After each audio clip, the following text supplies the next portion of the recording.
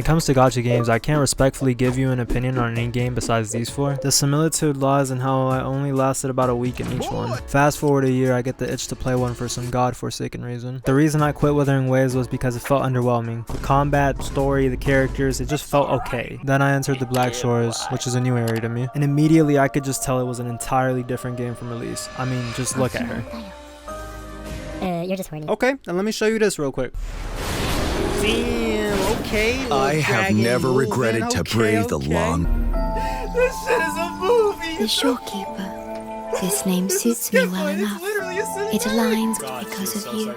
And this isn't Star Rail. Whenever WoWa raises the bar, they actually keep it there. Actually, Star Rail has really good designs for every character. That's so bitch ass. By far and away, the best two characters Star Rail has ever dropped has been their anniversary characters. I mean, who else gets an intro whenever you start a fight? And for Zenless Zone 0, I'll just show this picture. I'm not gonna sit here and play every single gacha animation for you guys, but I recommend you guys go watch them. They're actually fucking peak. Every single new Wuthering Waves character that gets dropped is quality and is somebody's new favorite character. Personally, I've never really been a fan of the good girl types, but I'm sure Phoebe is somebody's favorite character. And I think this is a huge improvement from the very bland, just boring characters that we had before. Now, the most important part for me is the combat, because you can play a gacha game by just skipping through the story if you really don't like the story. I think the combat system is very intricate with the intro skills, the outro skills, the concerto energy, the dodge parry mechanics. Yeah, other games have done it, but it's not quite as clean as this game. And my favorite part though is easily the combos. Every single character just has a combo that just feels absolutely fucking incredible. And it has some of the best ultimates I think I've ever seen. I mean, even Phoebe, who's my least favorite character out of the bunch, it's just like,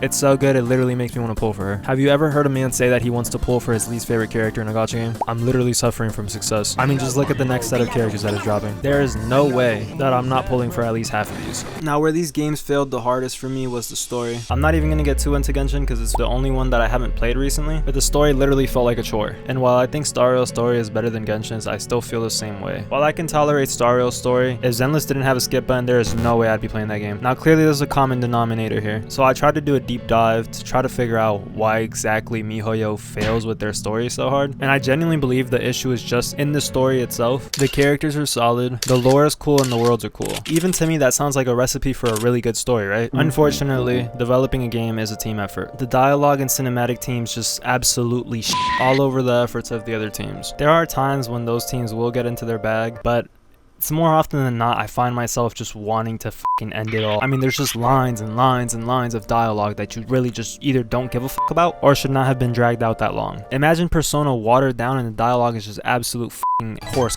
And when I say cinematic team, I don't mean the cinematics. The cinematics are pretty cool. I mean the animation of the characters while they're having these dialogues. They always do one of three things. The amount of times that I saw March 7 do this exact same animation royally pissed me the off because I saw Himiko do it, I saw Casterus do it. These lazy fucks could have accidentally used this on a male character and we probably wouldn't have even noticed because we're so desensitized to it. Or they'll hit you with the classic black screen with the white text explaining what's going on in the scene, or they'll literally just sit there. Like literally the character will just sit there while they're speaking. They're having dialogue, I can hear the voice line, but nothing moves at all. They just sit there. And the cinematography of it doesn't help. I don't think any Mihoyo employees have ever heard the word camera movement. I also believe Wuthering Waves had this problem up to 1.3, which is when the Black Shore storyline came out. But instead of giving us the same sloppy bullshit over and over again, Kuro Games decided to actually innovate and improve. And they didn't stop there. I feel like every single questline moving forward gets better than the last one. Unfortunately, you do have to go through the story prior to the Black Shores, but if you're watching this video, chances are you played this piece of shit to play this shinier piece of shit. Now you might be thinking I'm rage baiting, but I actually decided to play Penacony after I caught up on Wuthering Waves story, and by comparison, it just feels like